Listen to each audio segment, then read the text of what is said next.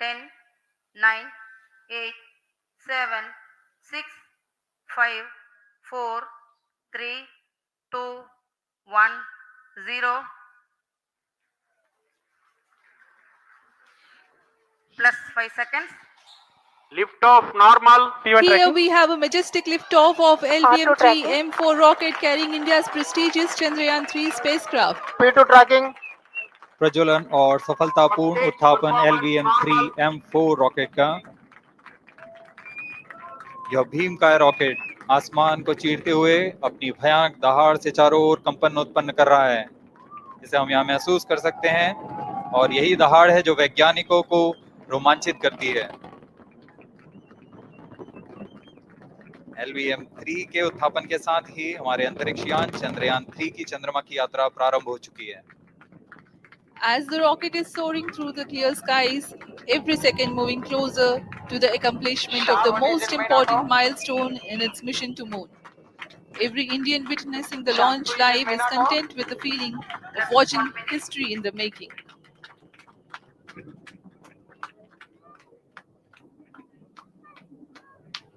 चंद्रयान-3 करोड़ों भारतीयों की उम्मीद का एक चिन्ह, और इसके पीछे कई विज्ञानियों की मेहनत लगी है। आज हम सुनेंगे चंद्रयान की कहानी। हमारे साथ है ISRO space application centre Ahmedabad के डायरेक्टर श्री नीरज देसाई जी, जिनके साथ हम जानेंगे चंद्रयान मिशन हम क्यों कर रहे हैं, क्या क्या चुनौतियां हैं और किस तरह से उसको निपटने के लिए हम आगे बढ़ रहे हैं, और ऐसे मिशन हमें क्यों करने चाहिए, इसके बारे में हम उनसे बात करेंगे। तो नीरज जी, आपका बहुत बहुत स्वागत है। जी, सबसे पहले हमें ये बताइए कि ये मिशन के चंद्रयान-3 मिशन क्या है, और उससे हम क्या क्या हासिल करना चाहते हैं, क्या जानना चाहते हैं इस मिशन को करके।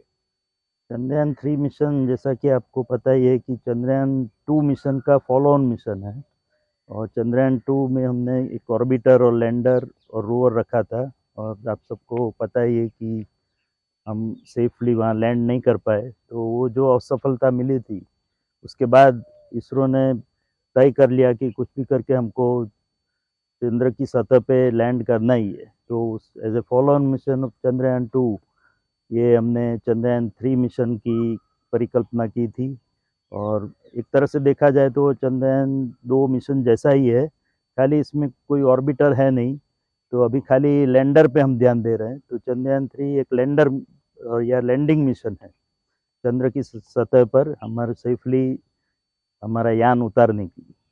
तो इसके लिए जो भी प्रणालियाँ बनानी है वो सब भी इसरो सेंटर ने मिल करके ये चंद्रयान-3 मिशन की परिकल्पना की थी, और आज ये पूरी तरह से तैयार होकर लॉन्च होने जा रहा है, और इसके बाद 45 दिन बाद हम सेफली वहाँ पर चंद्र की सतह पर लैंड करेंगे। जी, ये तो एक इसरो का एक विभाग हो गया स्पेस एप्लीकेशन सेंटर, ऐसे ही इसरो के बहुत सारे टीम्स, बहुत सारे केंद्र उसमें लगे हुए हैं। तो पूरी इसरो की मेहनत इसमें क्या रही है, किस तरह से इस सपने को साकार करने के लिए पूरा इसरो जुटा हुआ है। जैसा कि आपको विदित है कि कोई भी स्पेस मिशन में अलग अलग उसके प्रणालियाँ होती है। तो उसमें सबसे पहले जैसे कि रॉकेट लॉन्चर, जिसके द्वारा हम सैटेलाइट को लॉन्च करते हैं, उसके बाद सैटेलाइट या यान जो कि वहाँ स्पेस में जाता है, तो और उसके बाद होता है जो सैटेलाइट के अंदर जो प्रणालियाँ काम करती है, सेंसर या पेलोड जो काम करते हैं, जिसके द्वारा हमको अलग अलग प्रकार की माहिती मिलती है, डेटा मिलता है। तो ये 3 उसके मुख्य जो अंग हैं, उसमें से हमारे जो दक्षिण भारत के त्रिवेंद्रम के केंद्र हैं, उन्होंने हमारा ये लॉन्च व्हीकल मार्क 3 LVM-3 जिसको कहा जाता है, जो भारत का सबसे बहुत ही पावरफुल लॉन्च व्हीकल है, तो उसका निर्माण वहाँ पे हुआ है।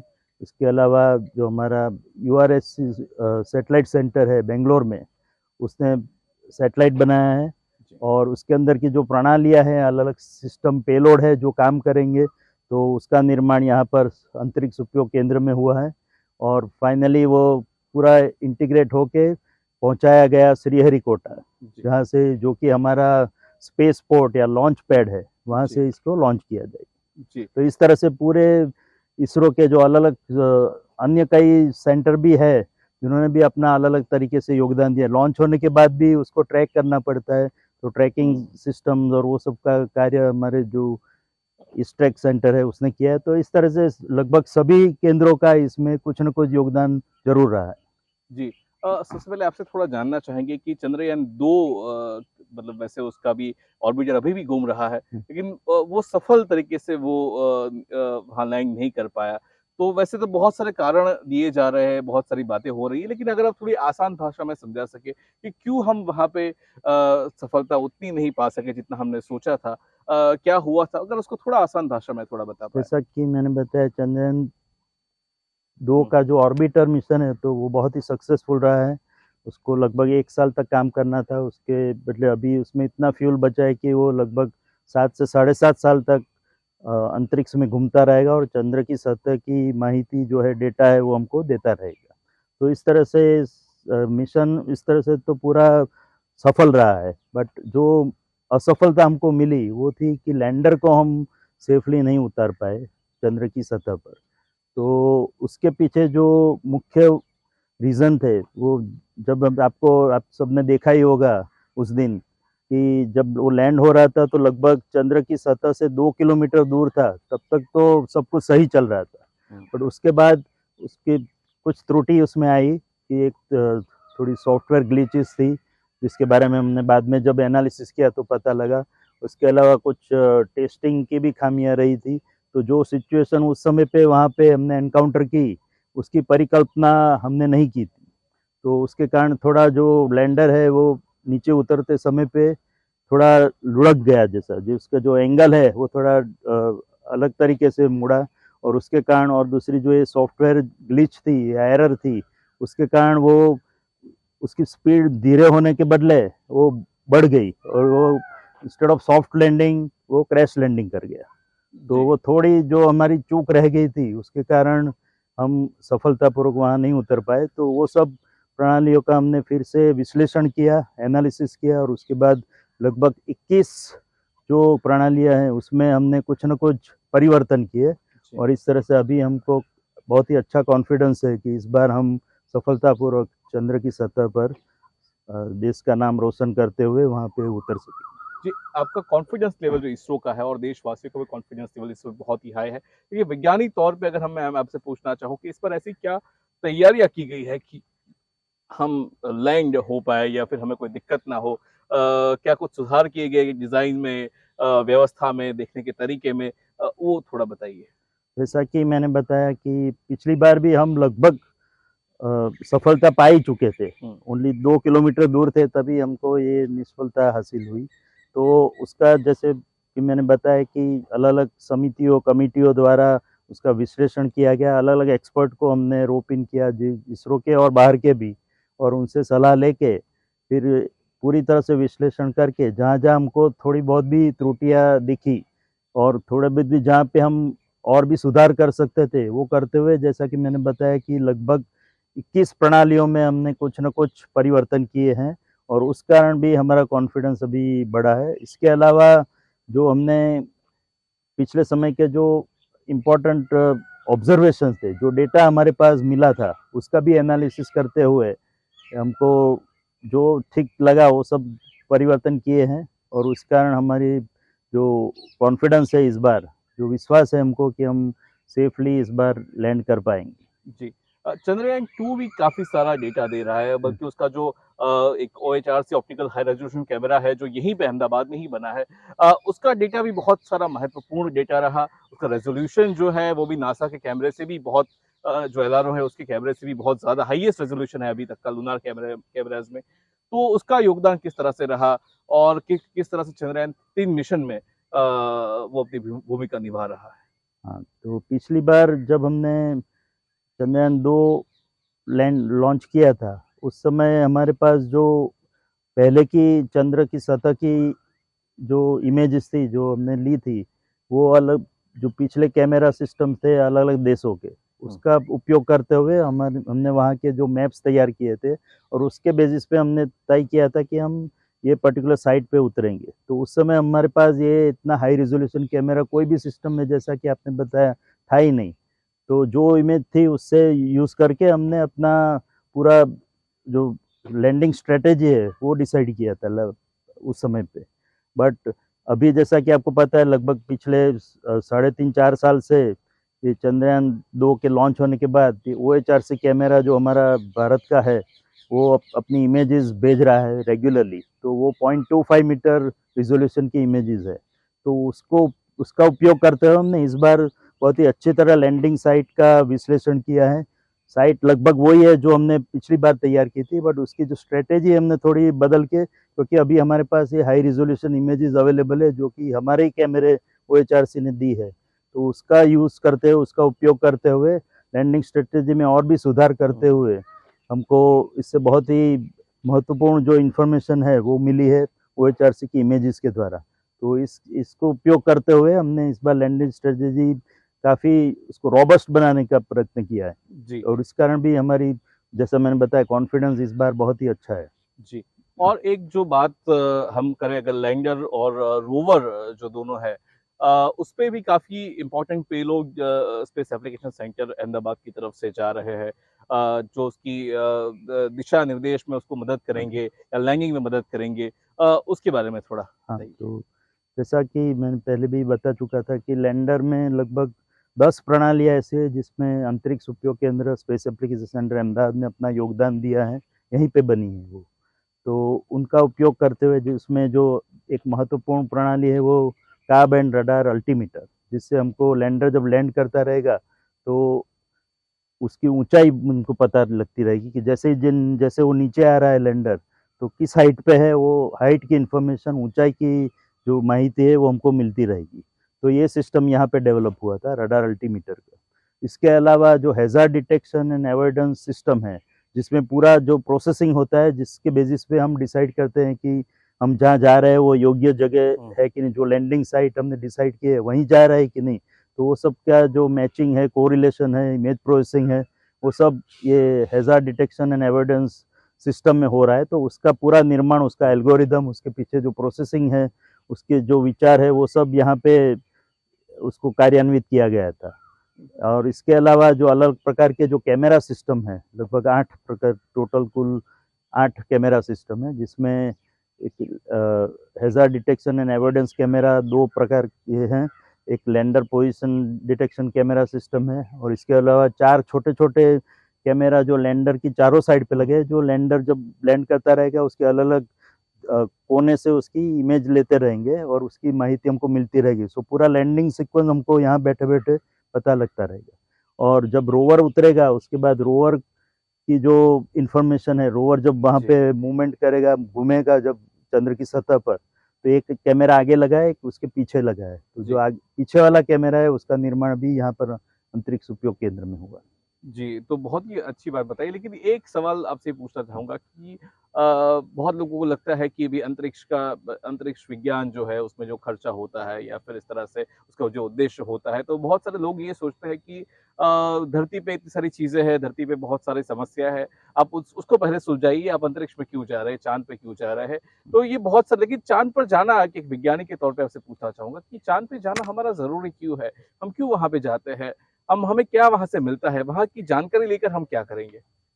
तो बहुत ही अच्छा प्रश्न है। कवियों की तो परिकल्पना में चांद पे जाना तो उनका मुख्य उद्देश्य रहा ही है, बट हम वैज्ञानिकों का भी उद्देश्य चांद पे इंटरेस्ट इसलिए है कि हमारा इस तरह से तो इंटरेस्ट हर एक ग्रह पे है, बट चांद क्योंकि सबसे हमारे नज़दीक है और वहाँ पे जाना रिलेटिवली थोड़ा सरल है, इसलिए पहले तो चांद को हमने सिलेक्ट किया है। और चंद्र पे जाने से एक तो हम वहाँ कोई भी ग्रह पे पहुँचने की जो तकनीक है उसके बारे में थोड़ा हमारा जानकारी बढ़ सकती है, तो इसलिए चंद्र को पहले सिलेक्ट किया है। चंद्र क्योंकि ऐसा कहा जाता है कि वो पहले हमारे पृथ्वी का ही भाग था, तो चंद्र का विश्लेषण करके हमको पता लगेगा कि हमारी पृथ्वी की उत्पत्ति कैसे हुई थी। तो ऐसी अलग अलग प्रकार की जो वैज्ञानिक संभावनाएं हैं उसके बारे में पता लगाने के लिए पहले चंद्र का विश्लेषण करना बहुत जरूरी है। और फिर चंद्र पे जाके हम, क्योंकि पृथ्वी वहाँ से दूसरे ग्रहों के मुकाबले नज़दीक है, तो जो भी लिविंग प्लैनेट्स है जहाँ पे लाइफ है या जीव है, तो उसका स्टडी करना हो तो वो भी चंद्र ही हमारा निकटतम स्पॉट हो सकता है, जहाँ से हम देखेंगे कि कोई लिविंग प्लैनेट को आप बाहर से ऑब्जर्व करो तो उसकी क्या कैरेक्टरिस्टिक है वो भी पता लगा सकते हैं। तो इस तरह से चंद्र में, और जैसा कि मैंने बताया सालों साल से चंद्र को हम रोज देखते रहते हैं रात को, तो उसको इसके कारण भी लोगों का इंटरेस्ट उसके लिए अधिक ही रहता है। तो इस तरह, और जैसा कि मैंने बताया कि वहाँ पहुँचना कंपैरेटिवली काफ़ी सरल है दूसरे ग्रहों पे जाना उसके मुकाबले। तो इस तरह से भी चंद्र की पहले विश्लेषण करें, उसके बारे में जाने एक और अच्छी तरह, तो इसलिए चंद्र को सिलेक्ट किया। जी, अगर अंतरिक्ष में हम पृथ्वी को देखें तो क्या चांद और पृथ्वी का जो रिश्ता है, धरती का जो रिश्ता है, उसमें चांद की जो भौगोलिक या खगोलीय भूमिका क्या है? चांद का इम्पोर्टेंस साइंटिफिक तौर पे क्या है? क्या ये पृथ्वी पे जो हम ऋतुएं देखते हैं या हम जो भी और चीजें देखते हैं, क्या उससे चांद का कोई ताल्लुक है या नहीं? एक नेचुरल सैटेलाइट के तौर पे जब हमारे आसपास जब हाँ, घूमता है। तो जैसा कि आपने बताया कि चंद्र को या चांद को हम पृथ्वी का नेचुरल सैटेलाइट मानते हैं, तो उसका विश्लेषण करके जैसे कि जीव की उत्पत्ति कैसे हुई या उत्पत्ति होने की वहाँ पे संभावना है कि नहीं, तो उसके बारे में जानकारी लेना भी जरूरी है। तो उसकी एक परिकल्पना करते हुए उसके बारे में जानकारी लेने के लिए भी चंद्र पे जाके कुछ एक्सपेरिमेंट करे तो पता लगेगा, तो ये एक उद्देश्य है।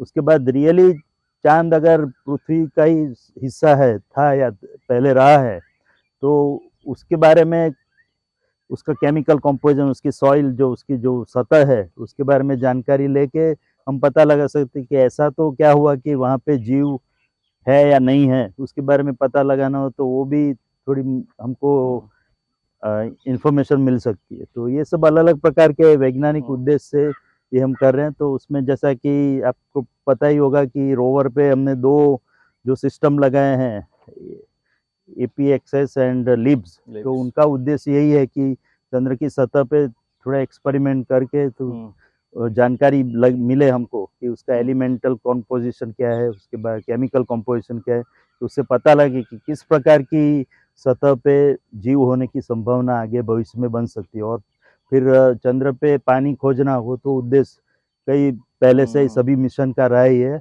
और पिछले हमारे चंद्रयान 1 मिशन में हमको बहुत ही अभूतपूर्व सफलता मिली थी, जब अलग अलग सेंसरों ने यह प्रमाणित किया था कि चंद्र पे हाइड्रोक्सिल मॉलिक्यूल है, सो पानी होने की आज नहीं तो भविष्य में भी संभावना बहुत ही बढ़ जाती है, और तो उसके कारण वहाँ पे जीव की और लाइफ की उत्पत्ति हो सकती है। जी, तो हम थोड़ा ये समरी की ओर जा रहे हैं। थोड़ा अगर इस मिशन का सबसे बड़े चैलेंज के बारे में बात करें तो आपके नज़रिए से इसकी सबसे बड़ी चुनौती क्या है? जैसे जब हमने चंद्रयान 1 लॉन्च किया था 2009 में, उस समय हमारे पहली चुनौती ये थी कि कैसे चंद्र तक पहुँचे और फिर ल्यूनर ऑर्बिट इंसर्शन जिसको बोले, तो वो हमने उस समय हासिल किया था। तो उस समय उसकी उत्सुकता बहुत थी कि चंद्र की ऑर्बिट में हम जा पाते हैं कि नहीं। चंद्रयान 2 के टाइम हमको उत्सुकता ये थी कि हम लैंडिंग कैसे करा पाएंगे। ऑफकोर्स हमको सफलता नहीं मिली, बट जैसा कि मैंने बताया 90% तक तो हम सफल हो ही चुके थे। इस बार लैंडिंग करना, सॉफ्ट लैंडिंग करना, वो तो हमारा मुख्य उद्देश्य है ही, तो उसके बारे में हम कोशिश वही कर रहे हैं ये मिशन के द्वारा। तो लैंडिंग करना, सॉफ्ट लैंडिंग करना, वो एक तो मुख्य चुनौती है। बट इसके अलावा इस तरह से हमने जो पिछले 2 हमारे जो मिशन थे उससे जो अनुभव प्राप्त किया, उसको उपयोग करते हुए किस तरह से इस प्रकार अन्य ग्रह पे भी हम को यान भेजने हो, तो चंद्रयान 3 की सफलता के बाद उसके कारण हमारा कॉन्फिडेंस और भी बढ़ेगा। तो ये 3 मुख्य उद्देश्य से हम ये प्रयत्न कर रहे हैं कि एक तो चंद्र की ऑर्बिट में इंसर्शन करना, फिर सॉफ्ट लैंडिंग करना, और वहाँ पे उतर के फिर एक्सपेरिमेंट करना। तो अगर तीनों हम हासिल कर लेते हैं ये मिशन के द्वारा, ये तीनों उद्देश्य है उसके बाद हम अन्य ग्रहों पे पहुँचने की भी परिकल्पना कर सकते हैं। कि विज्ञानियों की जो मेहनत है, आपकी टीम की जो मेहनत है, वो हम चाहेंगे, हम आपको शुभकामनाएं भी देंगे कि चांद पर जाए, फतेह हासिल करे। वो केवल ना फतेह उस विश्वास की हो, लेकिन जनता की जो जन का सामर्थ्य है उसका भी एक फतेह हो, उसकी भी जीत हो। ऐसी शुभकामनाएं आपके साथ दूरदर्शन की तरफ से। बहुत बहुत धन्यवाद जी, तो ये थे सैक के डायरेक्टर डॉक्टर नरेश देसाई, जिन्होंने बताया कि किस तरीके से यहाँ के विज्ञानी, यहाँ की पूरी टीम जुटी है चंद्रयान 3 की टीम के जो सपना है, जो करोड़ों भारतीयों का सपना है, उसको पूरा करने के लिए। और चांद की तरफ जो निगाहें टिकी है, जो उम्मीद की निगाहें है, वो निगाहें निगाहों में जो सपना डाला गया है उस सपने को परिपूर्ण करने के लिए किस तरह से परिश्रम यहाँ पे किया जा रहा है। पूरे भारतवर्ष में जो इसरो के अलग अलग केंद्र है, इसरो एक संस्था के तौर पे, जनशक्ति के तौर पे वो उभर के आया है और जो विज्ञान के रास्ते पे, विज्ञान के पथ पे हम भारत जो आगे बढ़ेगा उसका खाका खींचा जा रहा है। 10, 9, 8, 7, 6, 5, 4, 3, 2, 1, 0. Plus 5 seconds. Lift off normal. P1 Here tracking. we have a majestic liftoff of LVM-3 M4 rocket carrying India's prestigious Chandrayaan-3 spacecraft. P2 tracking. प्रज्वलन और सफलतापूर्ण उत्थापन LVM-3 M4 रॉकेट का। यह भीमकाय रॉकेट आसमान को चीरते हुए अपनी भयानक दहाड़ से चारों ओर कंपन उत्पन्न कर रहा है, जिसे हम यहाँ महसूस कर सकते हैं, और यही दहाड़ है जो वैज्ञानिकों को रोमांचित करती है। LVM-3 के उत्थापन के साथ ही हमारे अंतरिक्ष यान चंद्रयान-3 की चंद्रमा की यात्रा प्रारंभ हो चुकी है। As the rocket is soaring through the clear skies, every second moving closer to the accomplishment of the most important milestone in its mission to moon. Every Indian witnessing the launch live is content with the feeling of watching history in the making.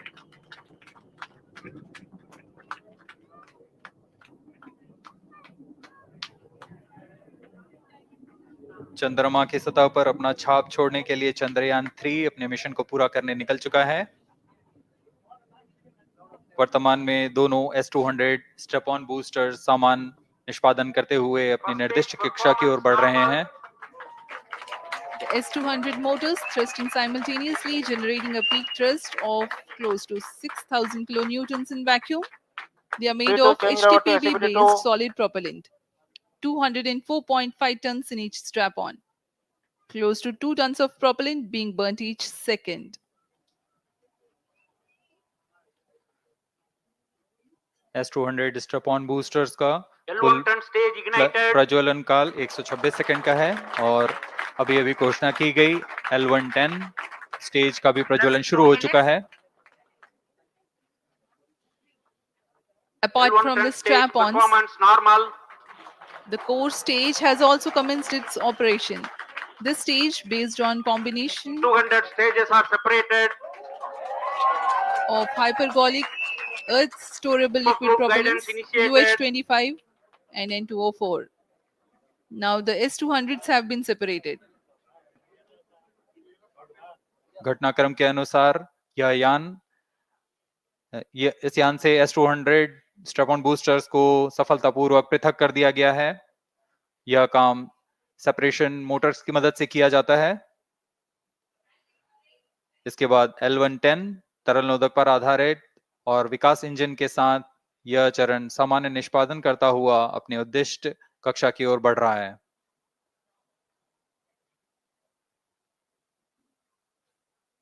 अब यान 3 minutes. Close loop guidance के अंतर्गत है। L1 turn stage performance normal.